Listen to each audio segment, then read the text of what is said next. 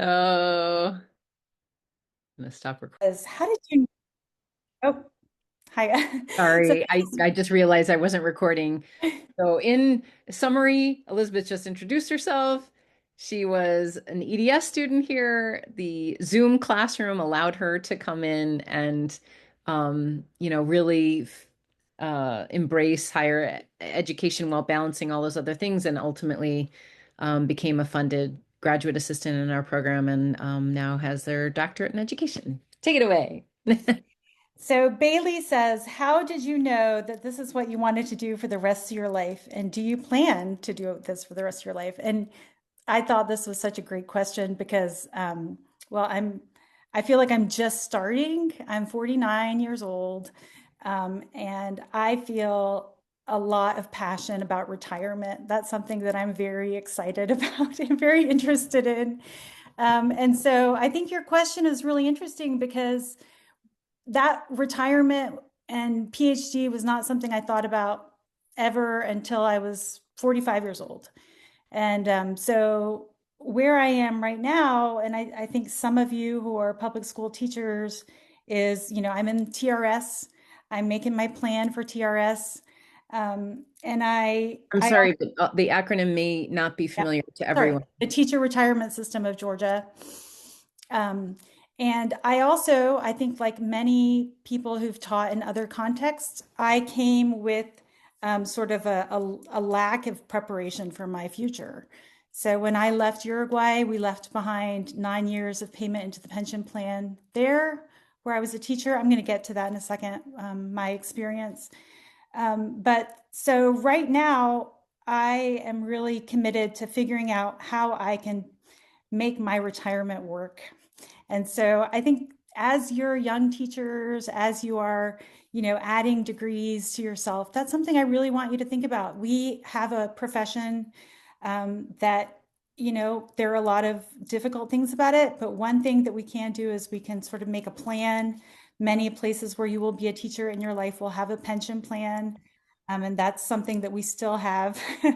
And I really encourage you to think carefully about how you're going to build that for your future.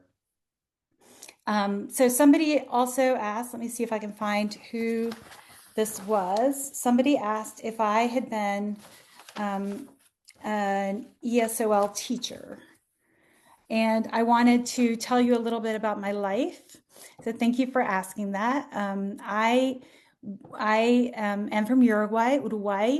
I moved to the United States to go to college. That was a very strange experience for me. In 1993, there, was no Zoom, no internet, and so I studied in Chicago, and then I went back to Uruguay, where I lived with my husband for 9 years.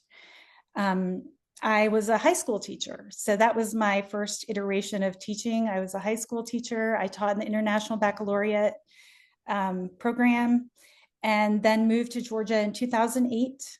And at that point, I had trouble finding a job. There were no International Baccalaureate programs around. And I was offered a job as a Spanish teacher. And I said, well, I know Spanish, so maybe that. And I have met a lot of people along the way whose qualification is, like a desire for a job and knowledge of a language. And so that was not unique to me. And I did that for another 9 years. And then I transitioned to a public school district where I was a migrant education specialist. And I also was an ESOL teacher in the summers. So I taught summer school for a couple years in the public school system. I'm a certified ESOL teacher. I'm a certified elementary school teacher and a Spanish teacher. And so that's what I am right now in my life. I'm the academic specialist for dual language at Clark County, which means that I support teachers primarily, but then also students. And we'll get to that in a second. One of your excellent questions about how to support students. I also want to mention that I'm here as a private citizen. It's not during the school day. I do not speak for Clark County. They have a spokesperson and it's not me. So I'm just telling you about my experience. Um, working here. Okay, so I work at Oglethorpe Avenue Elementary School. This is a dual language immersion program. Some of your questions were really specific, and I could tell you did your research about our school, and I appreciate that. I appreciate you looking into, this wonderful program that we have. At our school, it starts in pre-K, which is very unusual. Across the state of Georgia, most programs begin in kindergarten. We have a pre-K program, and it is 80-20. And then in kindergarten through fifth grade, it's a 50-50 program. So Yayo asked what I thought about that program. And I think 50-50 is great. Something that I really want is for us to see more people accessing DLI programs. I went to visit a school in Gwinnett County. I've gone a couple times to the school. It's called Anniston Elementary School. And there are, it's primarily African-American students and some heritage Spanish speakers. So they're not a 50-50 program in terms of distribution of home language. And I love that. So I love that they've made a real effort to say, and that's something we're trying to do as well at our school, is to say, everyone is welcome in this program. We will do everything we can to support your learning. If you do not have access to tutors, if you do not have access to a Spanish speaker in your home, that's okay. The public school is providing this excellent education, and you at home are supporting the excellent education, but you don't have to have other resources. And that's really wonderful. Yeah. So the school that Del Giles, who was a speaker for this class before, they had a lottery system where they really tried to control to make sure it was 50% students who had Spanish language in their home and 50% who didn't. Are you saying you don't do that? So we that is our goal. Our goal is 50-50. And in Clark County, we achieve that. We have 50, we probably have a little bit more than 50 in the upper grades of Spanish speakers in the home. Not all schools have that. And that's what happened in Anniston Elementary, for example, is they started out 50-50, and then there were demographic changes in the neighborhood. And when they went from having a large population of Spanish speakers in the school zone to a pretty small population. And I really admire that they said, this is still valuable. We're still going to keep this. And so one thing that we've seen, one of the questions is about gentrification. And something that I've experienced at our school is a sense. When I arrived, there was definitely a sense that this was a special academy for high achieving white families. And that's something we've tried really hard to change that perception and to change that reality, that this is a program for all students who want to learn in English and Spanish and their families. Another change that we made that I think speaks to some of this gentrification conversation is when I first came to the school as a graduate researcher, the plan was that they would fill the kindergarten classes, and then after that, never add anyone to the class.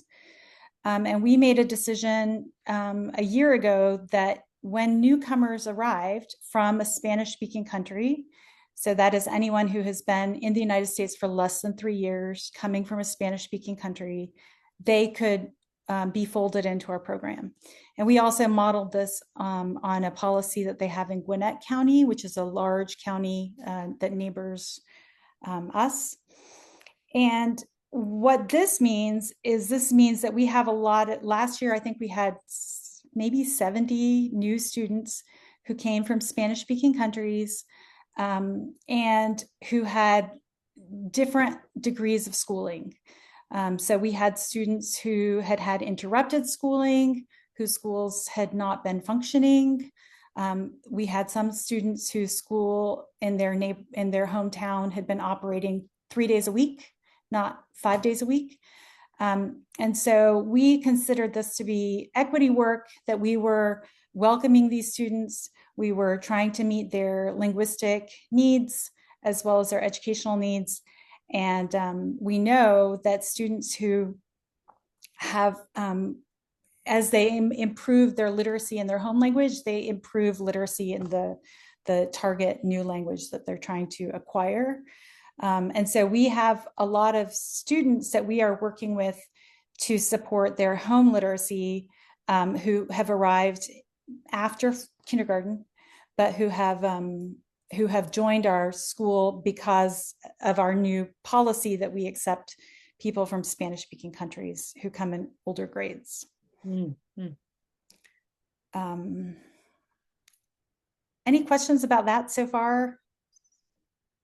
I feel like I I'm just talking. Yeah, it was just, I was just wanted to know operationally, how do you make, I mean, this is a common experience with dual language that it tends to gravitate to try to recruit and attract and retain wealthy, often white populations that see this as a reason to stay in public school rather than white flight or wealth flight into private schools, which is an interesting tension. And then it becomes a feeling of exclusion or not welcoming to other families in less wealthier homes or non-white homes or where there's disability. So, like, I was wondering how you actually operationalize that welcoming feeling. And of course, there must be challenges in meeting different populations' needs. And if you've noticed demographics actually shifting in your program. We have noticed demographic shifting in our program. We did a really big recruitment effort last year and the year before. So the students who are kindergartners now and pre-K students now, we had last year, I think we had 4 events really geared toward inviting African American families who make up a large proportion of our school population into the DLI program so that we would have more representation of what the neighborhood is like. And we, this year, I think we have 9 African American students in out of 44 in kindergarten, which was a really big jump for us. The year before, I think we had 3. And so we are making a real effort there, our recruiting effort to have meetings, to invite people in to our school to hear what the program is and how we can support students. Everybody wants their child to be successful in school. And I think it's can be a little frightening for people to think, oh, am I not gonna be able to help my kid with their homework? Am I not gonna be able to support their learning? Will I not know what they're reading? And so just having conversations where we explain what we call the ABCs of DLI, which is, we're looking for academic achievement in both languages. We're looking for bilingualism and biliteracy, and then cultural competence, intercultural ability to relate interculturally, and what that looks like sort of on a day-to-day basis. A lot of people are really interested in homework. Math and science, according to the Georgia Department of Education, math and science need to be taught in Spanish in DLI programs. And, everybody's I notice that people really worry about math and how they can support their students. The good news is that our curriculum is sort of impenetrable to most parents. We use a math curriculum that it seems really new to people. And so I feel like I can really tell parents, listen, this is different from how I learned math. It's probably different from how you learned math. And so, it's okay. Don't think that it's the language. This is just a really different way of learning math, and it's going to be great. We have a lot of resources to support students. Mm-hmm. So let me see. There was a question about No Child Left Behind that I thought was really interesting. Let me see if I can find which clever person asked this. Yes. Kamara asked, with No Child Left Behind, do you think bilingual education programs are in their best condition? Well, a group of people that really benefited from No Child Left Behind in public schools is English learners. And so Title III really protects and codifies the way that English language learners are taught, how they can be included into the classroom. So honestly, when I think about in the middle of the night, what would happen if we were to lose the Department of Education? What would happen? There are a lot of important things that support people who may not be able to find resources elsewhere. English language learners, students with disabilities, free and reduced lunch programs. These are things that have been so important in my work. I was a migrant education specialist for the district, and I saw the incredible value of these programs. And I really hope that they will remain in place. I know that there's no way our district could afford to provide everybody with breakfast and lunch if it wasn't for federal funding. So I really appreciate that. And I also really appreciate the fact that we have federal funding to hire ESOL teachers. That does not come out, that comes from an allotment that we get from our federal funding. And that's really, really important. So I have my fingers crossed that is going to stay in place. Do I see the possibility of expanding the DLI program? Well, that would be awesome. I think Catherine, well, I don't know. I've got, that's Emma, I believe. No, are there two Emmas? Emma Ross, yeah. Emma Futch. Okay. All right. So I think this is Emma F, who says, is it possible to have more opportunities like Oglethorpe? Oh man, that would be amazing. Right now, Oglethorpe is on what we call the west side of Athens. It would be great to have one on the east side of Athens. We do have a school in the district that the charter of the school required all teachers to be ESOL certified. That's a school called J.J. Harris. It would be wonderful to have a dual language immersion program anywhere on the east side, but staffing is really tough. So there was I think somebody else's question was about staffing. Elaine asks about, is our whole faculty bilingual? No, I'm the only person in administration who's bilingual. So I might be in one day, going to teachers' classrooms, called in to translate an IEP meeting, pulled to reception, called in for a disciplinary referral.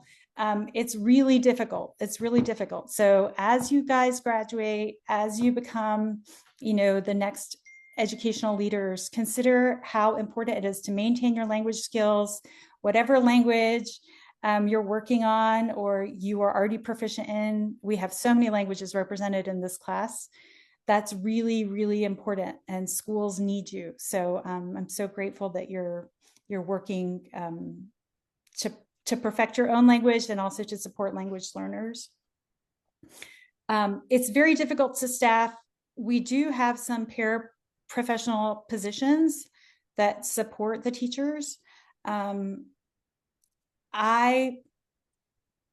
We are not alone. Every time we go to a dual language school, I ask about staffing, and they always say, do not come poach my teachers. And that's really hard. So it's really hard to find qualified teachers. I would definitely say Elaine's question is staffing your school more challenging than staffing a monolingual school?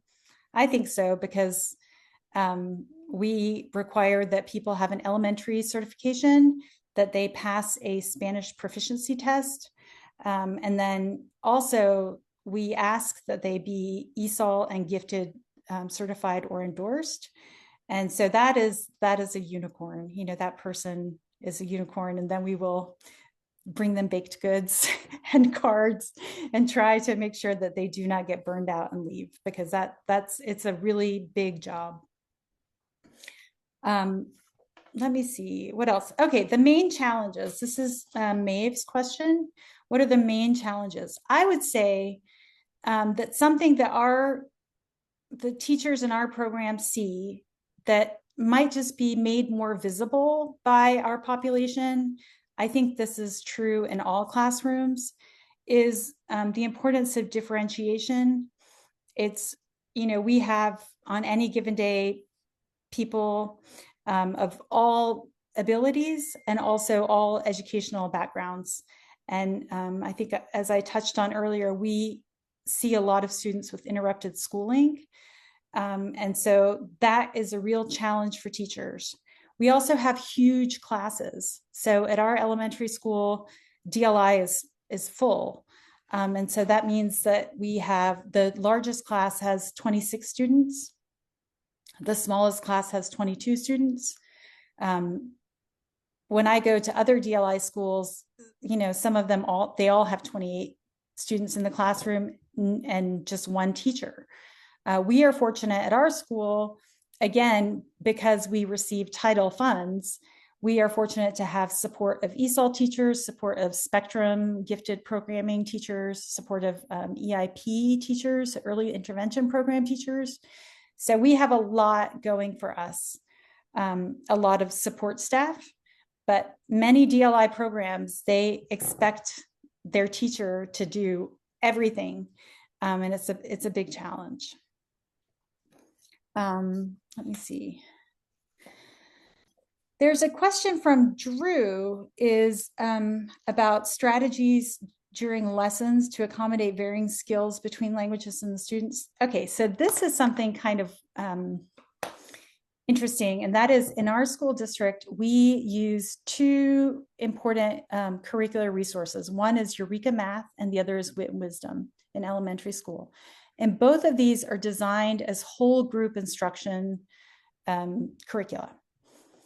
So what this means is we really do not have classes divided into small groups. So your question, are classes primarily divided into small groups? The answer is no. And what we try to do is we try to work out the schedules of the support staff so that they can push in and be supportive of students. I think that the most generous interpretation of this is that our school district wants students to be part of a whole community of learners, and that they feel that everyone in the class benefits from every child's experience. What happens sometimes in reality is in a whole group setting, when there are a lot of different needs, you don't see effective differentiation, because if there's 28 children and you're trying to teach a whole group lesson and get it all in 90 minutes, that can be really hard to do. So again, we're so fortunate to have people who can push in and support groups of students who are trying to access the content. Let's see, there's a really interesting question here about, this is from Catherine in Hall County. Catherine, do we typically get students with English or Spanish as their primary first language? Okay, so just like Dell Giles mentioned about the school that she started, we have a 50-50 goal, Spanish speakers at home, English speakers at home. There are many spreadsheets involved in this process. If you had ever told me how much I would use spreadsheets and graphic design stuff in Canva, I would have said, this is not the job for me. But there are many spreadsheets. What we do is when we open it up, we look at the class, and if there's 22 students, we try to set aside 11 for Spanish-speaking families and 11 for English-speaking families. This is determined by the family's self-expression on the application form. So if they say at home we speak English, at home we speak Spanish, we put that on the form and we color code it. And then we try to find the balance between Spanish and English so that there's 50-50. Because English speakers do not come into the program after kindergarten, any new students that come in, if the class size drops, then are Spanish speakers coming from a Spanish-speaking country or a DLI school elsewhere. And so in some classes, we do have more than 50% Spanish speakers. There was another question about assessment, and that's something that's been really interesting, because I kept seeing in my research when I was writing my dissertation how English assessment is really the only important measure for many school districts. Like they don't consider Spanish assessment. At our school, when parents sign the contract that they're going to be part of the DLI program, it's a public school program, but because it's an optional program, we do ask that they make a commitment that they are going to stay in the program. They are told that their children will be assessed in math and science in Spanish. However, until last year, we put that in the contract, but it wasn't really happening because we didn't have access to a Spanish math assessment that was nationally normed. Last year, we gained access to iReady Spanish math assessment and began implementing it so that everyone who was in DLI was assessed in iReady in Spanish. And let me tell you, this caused a revolution because what happened was there were some students who were getting math instruction in Spanish and then would get additional math instruction in English. And these students were primarily English speakers. And then when they did the iReady math and English, they shone. They were like doing really, really well. Whereas our Spanish speaking students who, as I've told you, were coming in all the way through fifth grade, they would be faced with a test that they didn't understand. And so what we did is we tried to say, the instruction is in Spanish, we will give the assessment in Spanish. And many parents resisted and many teachers resisted. And I think it's because many people were prioritizing the expected needs of what Dr. Elaine Brantlinger calls nice white parents. And that was really concerning to me, that would be the reason why we were continuing to take a test in English when we had access to one in Spanish. So we had to really justify our reasoning to the school board, to parents, to faculty. And so we'll continue to see how this goes. We'll see what the data shows. But what was astonishing to me was that we were seeing, in the same breath, I was hearing people say, well, this isn't right because I know this child's really bright and he didn't do well on the Spanish test. And at the same time, people saying, wow, I had no idea this student would perform so well because they just arrived from another country and I didn't know what they knew. And so we have a document called the Standard Operating Procedure. And I find that it's really helpful to have a document, sort of like the Constitution, and say, we're coming back to this document. The document says students receive instruction. We are going to follow the best practice of assessing in the language of instruction. And, this was approved by the school board. This is what we're going to do. And just having those conversations many, many, many times. So that's how we've dealt with that. I think there were a couple of questions about assessment. And again, every time I speak to somebody about assessment, I was speaking to a person in Wisconsin a couple of weeks ago. And, that's a huge issue for them. Cumming, Georgia, which is in Forsyth County, they have some DLI schools. And DLI for them is sort of like, DLI feels, upon my evaluation, to be sort of like extra. And so they have instruction in Spanish, but all the testing is in English. And that is their primary goal, as articulated when we asked about it, was to have high test scores in English. And so, every school district has their values or their strategic plan, and they have to align the DLI program to their strategic plan. And if your strategic plan is high test scores in English, then you will adjust instruction and assessment to that. Our strategic plan highlights equity. That's the main focus of the Clark County School District strategic plan, which is 2023 to 2026. And so that's how we interpret equity, is that we can only control what happens in the classroom. We don't know if people go home and have tutors or have mathematical instruction at home, or their parents are math professors, whatever. We only know that we need to measure how the instruction in the classroom is. Well, I think I've gotten to most of the questions, but what I'd really love to do is to stop talking and take a drink of my tea and see if anyone wants to jump in. This is your time. Time's flying. We have 25 minutes. So if you have a burning question, if you write it on the side, I'll read it. I'd rather you unmute and just ask it yourself. And if you see a question you like, you can read that one. Can I go first? Yes, please. Can I go first? Sure. I teach high school, Spanish in high school, and one of the main things is engagement. What do you do for students to be engaged? Because for me, they're looking for engagement from bell to bell, and that's not possible. That you can get 80% engagement, but 100% engagement from bell to bell it's a high bar. And what do you do in your classrooms where it's so diverse?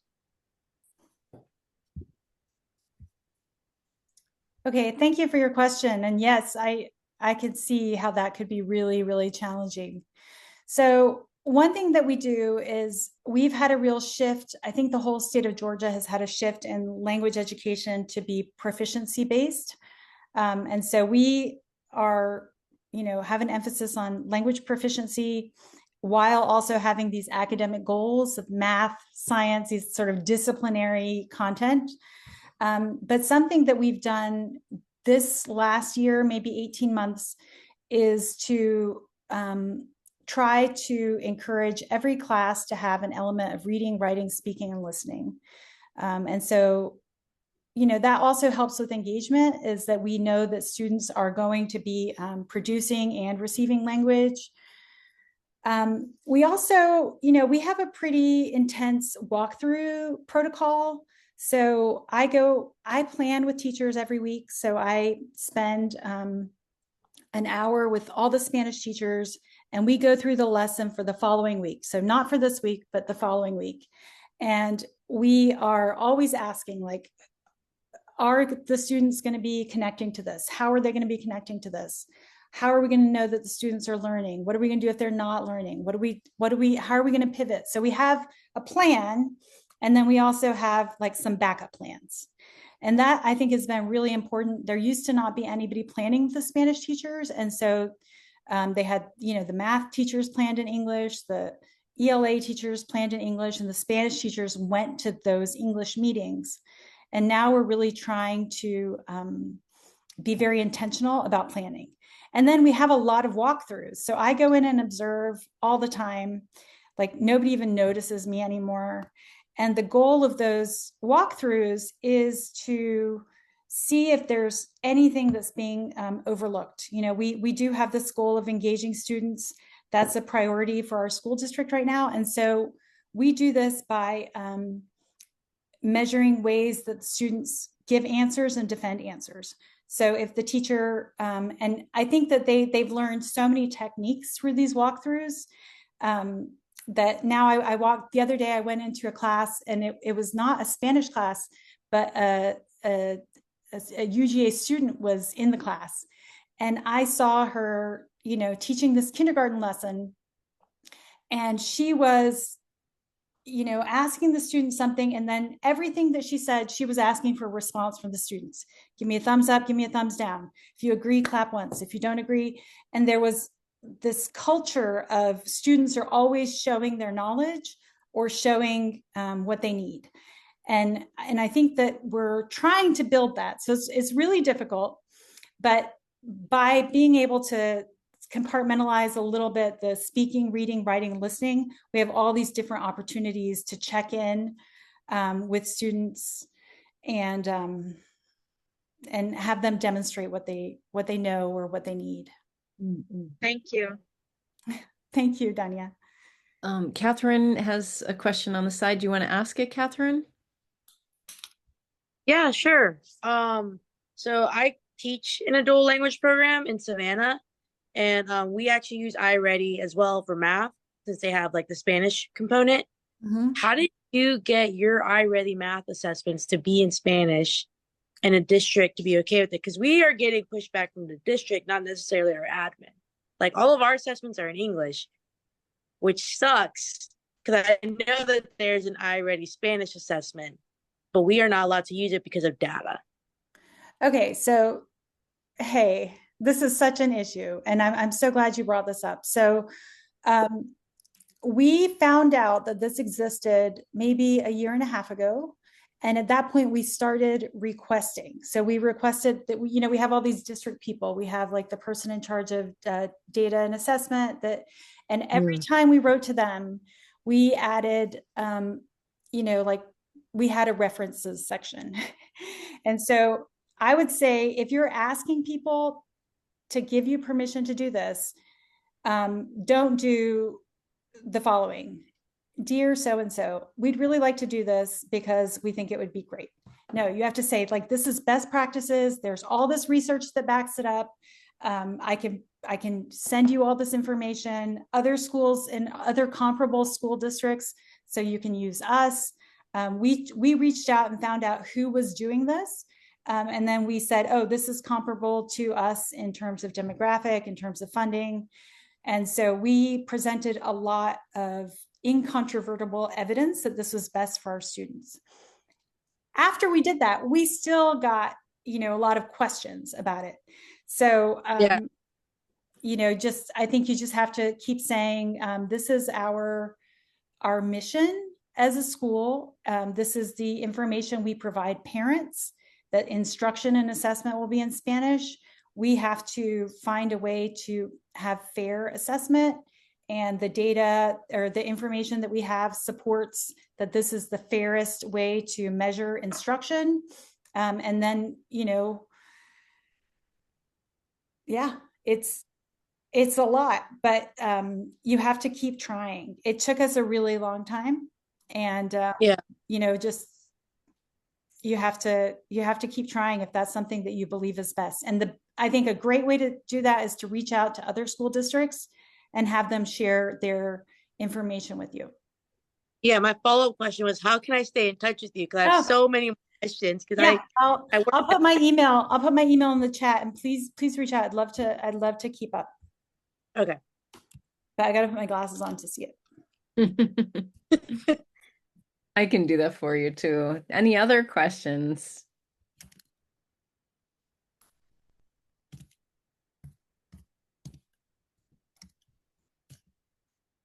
Building on. Good. Sorry. No, please. I was a little bit curious about, so for example, let's say you're doing a math class in Spanish, and maybe there are two L1 English speakers and they're working in groups and they all start speaking English because that's their L1 and that's their language that they're most comfortable in. Do you find that happens often? And if so, is that something that you discourage? Do you try to encourage them to stay in the target language, or do you more encourage translanguaging and allow them to use any language in their repertoire when they're working in groups? Okay, so great question, Virginia. I would definitely say that English is the lingua franca at our school. So there is a lot that happens in English. And, we try to have Spanish in all the assemblies and all the announcements, but, English is, the language of our community primarily, even the Spanish speakers. And what's interesting, this is in research, Kim Patowski, lots of people have seen that this is the case. And that dual language speakers, even those who speak Spanish at home, will often begin to communicate with each other in English.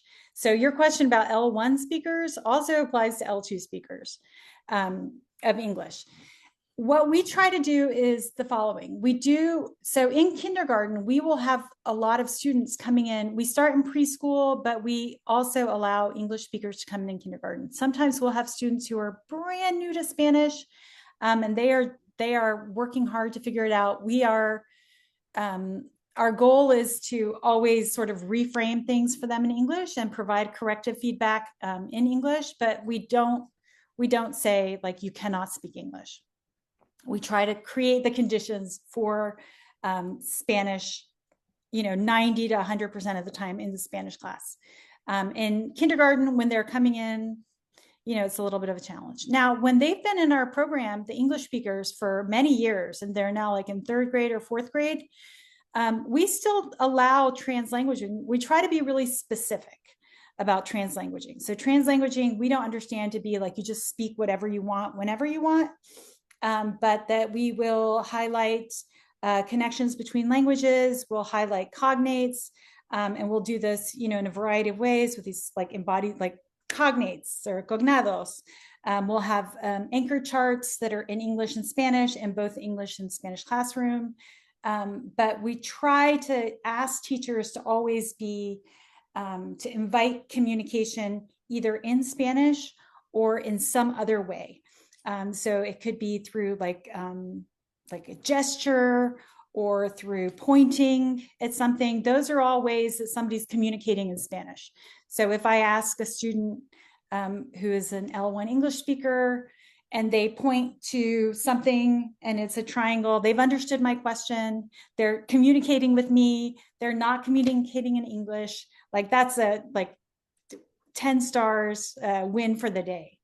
But yes, it requires a lot of patience. However, when I first got there, or I think when I was in a bilingualism class with Misha and went to visit the school, they used to have a very strange policy where the teacher would pretend to not understand the students. And I really do not like that. So I prefer for the teacher to say like, oh, dímelo en español, or, kind of like mime what they're trying to understand, try to figure out a way to communicate.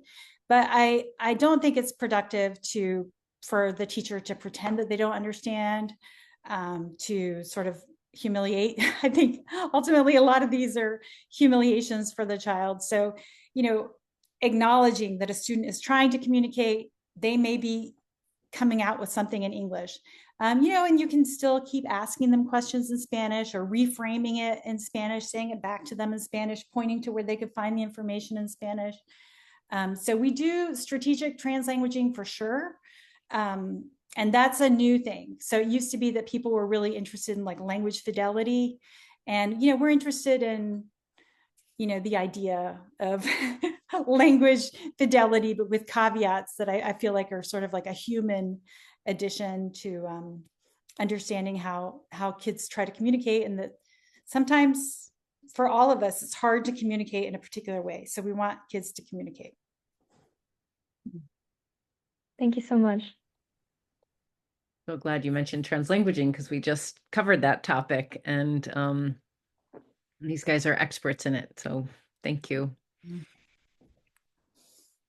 Anything else? This is your opportunity to talk to someone doing it, who's been doing it, and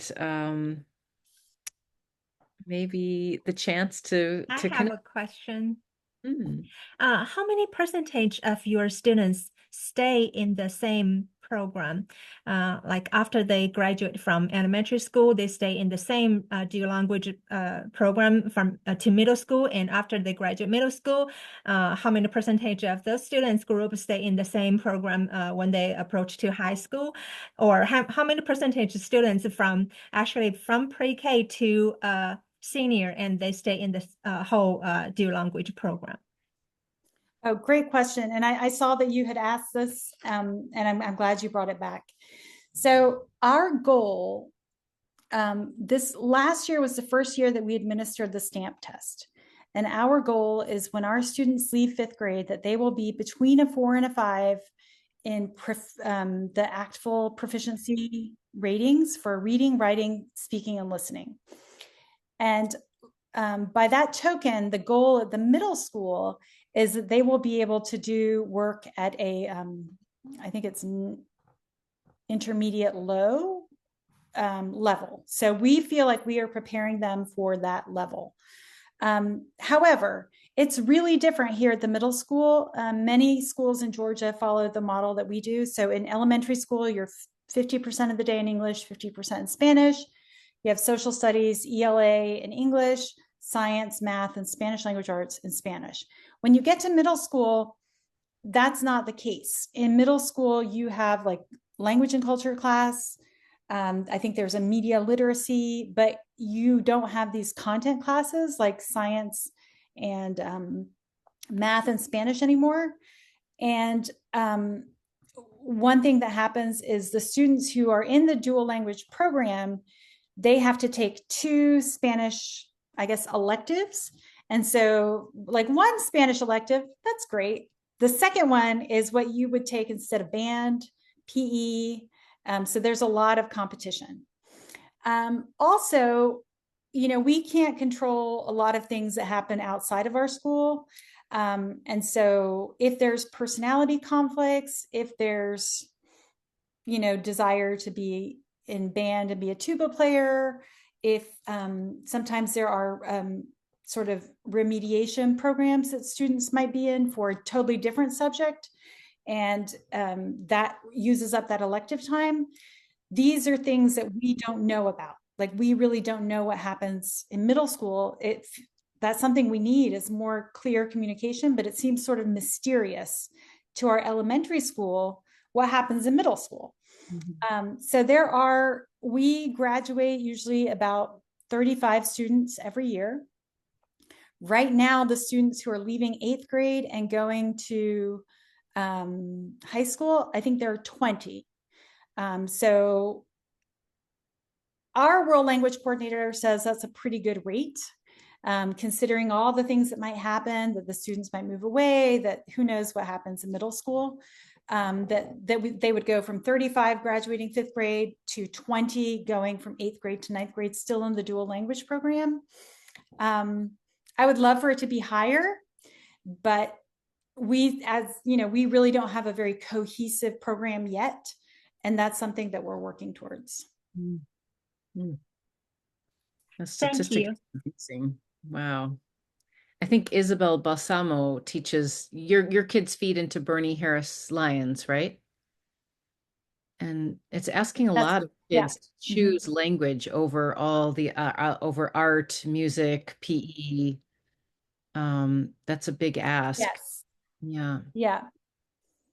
Whereas some other programs like the World Language Academy, I think their middle school program is more fluid and has content. It doesn't have to be a choice of elective or language. You're taking the curriculum and you're continuing to study in academic content in Spanish for half the day. And even some electives are offered in Spanish. So it's like they can still take, yeah, I know, what a dreamy. Yeah. Yeah, you just have to have more. Somebody asked, like, if there was a dream that I have. We have a couple of wonderful art teachers who've gone through UGA, who've gone through the Master of Arts in Teaching, who speak Spanish, who are Spanish speakers or proficient in Spanish. That's something I would love to see. I would love to see some specials. Right now, all our specials are in English.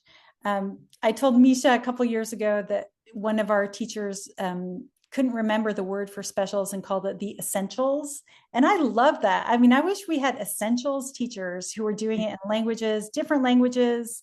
Imagine learning art in Korean or another language. How wonderful would that be? Something that's so appealing, so interesting, and has a vocabulary, like you're going to learn how to say oil pastels in another language, and transparency, and so many interesting things. That would be my dream.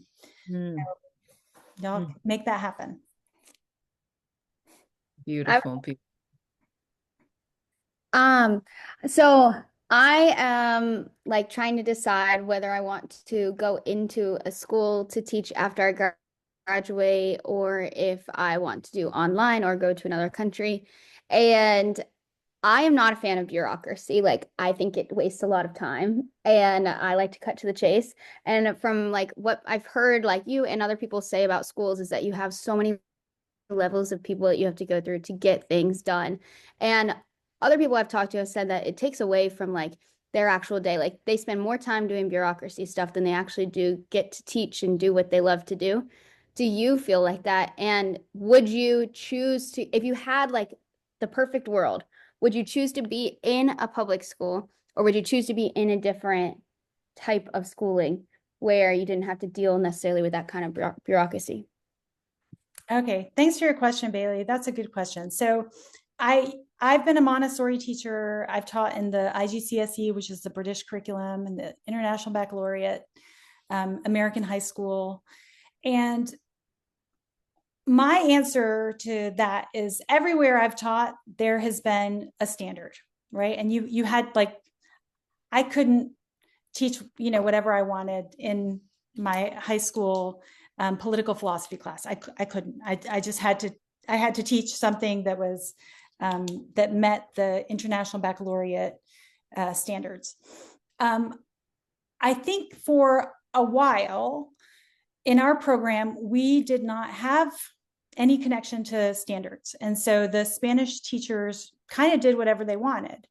And I think that was really fun for them on the one hand. And then I also think that it put a lot of pressure on them.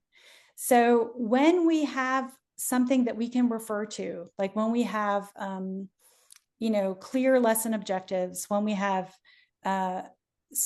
standards that we're tying our lessons to, when we have curricular resources that are sort of vertically aligned, I feel that that has given a lot of peace of mind to me. I think it's given peace of mind to the parents because they know what to expect. And I think it's helpful for the students because what I used to see happen, and I've seen this happen in a variety of contexts, is every year maybe a student would get to a classroom and everything would be new or different, or the teacher's personality was a big impact. And what I really want is I want our program to be so strong that if somebody retires, if we get a new teacher, that the force of the teacher's personality is not the driving factor of instruction. I may not present as an introvert, but I really am. My husband really is. And that's something that I've seen in our lives as educators is that when everything is reliant on like somebody being like, woo, and like the cheerleader and like full of exciting ideas, people burn out really fast.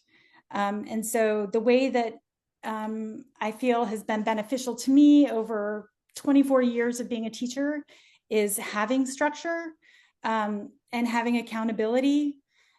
So I don't think of it as like a restriction. I think of it as, like a liberation to have these parameters with which I need to act, but also that it kind of takes the pressure off me. I don't want to be working all weekend creating resources. I don't want to feel like, oh, if I have to go on maternity leave, or like, is everything going to be okay? I like that there's a structure. I feel like it protects teachers, and I'm really, really interested in protecting teachers.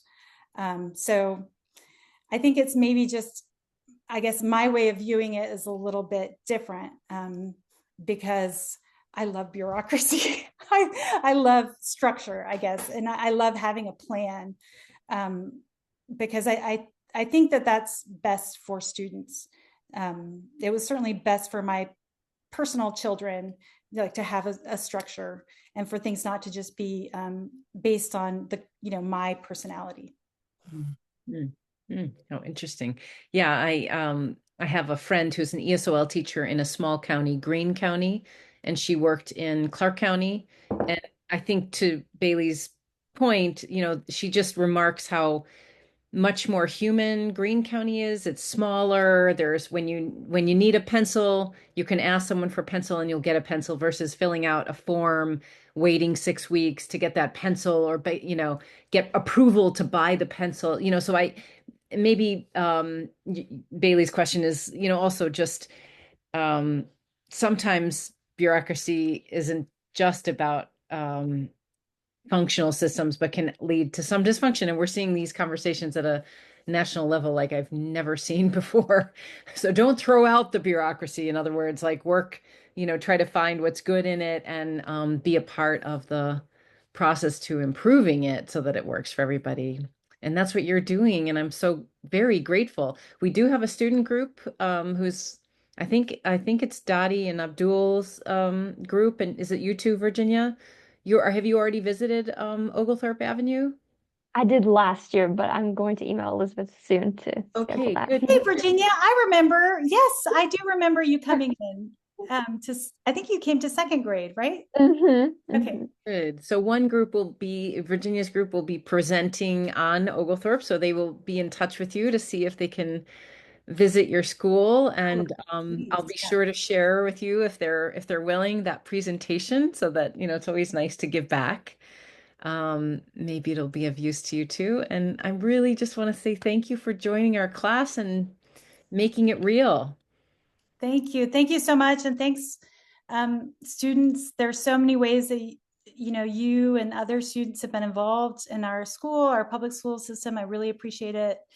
And well, thanks for being here. Thanks for learning about how to support multilingual students. All right. Well, thank you everyone for tuning in, and I'll see you online with your bilingual jokes and stories and your small and large group presentations and things. And I'm really grateful. I'll hang out for a little bit if anyone has any questions. But for now, I know Catherine's heading to class and maybe some others are too. So I really thank you for showing up, and unmute if you have any just conversation or questions, but you're class dismissed officially. And please be sure Virginia has my email so that she can come get in touch I with have me. it. Thank you. Thanks. Good, good, good. Thank you so much, Elizabeth. Thank you. Fuerza, fuerza. Mhm. Oh, good. I can't believe you're doing it. Like, unbelievable. I'm so glad the district still supports it, that there's still money going towards the program and still students and families enrolling, and the ambition to diversify is so great. Did you have to shut out a lot of people? Were there wealthier class families who were like wanted to get in and mad that they couldn't? We still get a lot of I don't say a lot, but we get a handful every year of families saying, I know the rules say X, but my child has a private tutor, or we don't live in the zone, but my child's really smart, and could we join? And I would love for everybody to join, honestly, but we've had these procedures because we're really trying to make sure that it's equitable access. Mm.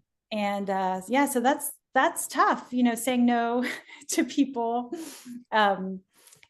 is tough. And people who say, we had one family that said, I really didn't like any of the houses in the Oglethorpe area, so we bought somewhere else, but could my child still come?